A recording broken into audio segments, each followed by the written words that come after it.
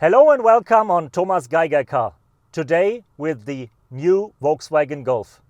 No, it's not really the new Volkswagen Golf because the 8th generation of the best-selling car out of Wolfsburg will not come before the end of 2019.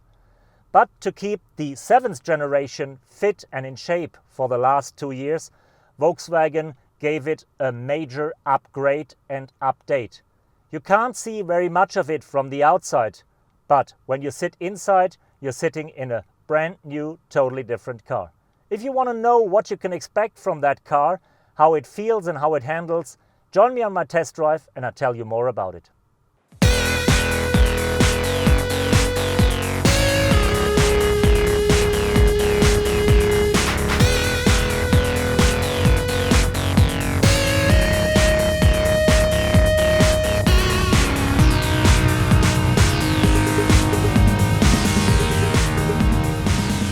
The first and the most obvious change to the outgoing model you see when you look behind the steering wheel.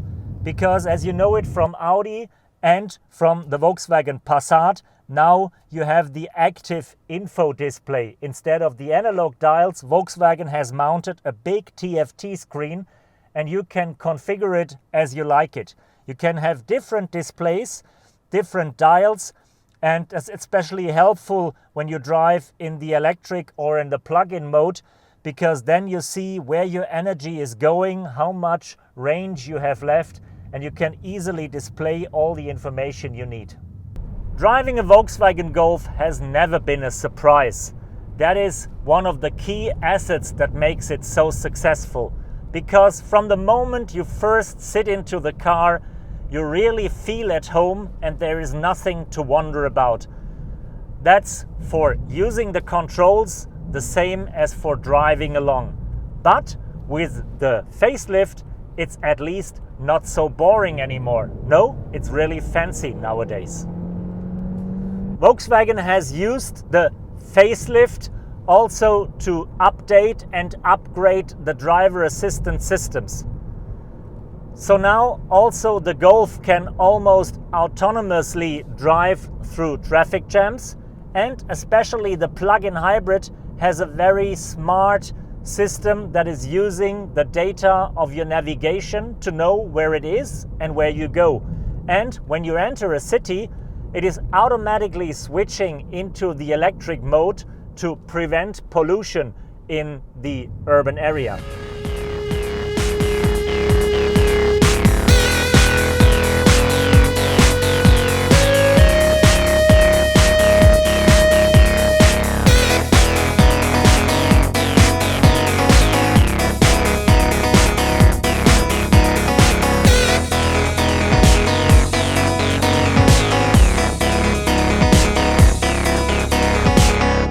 Since Volkswagen has installed the big touchscreen with more than 9 inches of diameter and a really bright graphic quality, you're as close to Tesla as you can get in the compact car class, especially when you drive the Golf E or GTE with the plug-in hybrid version.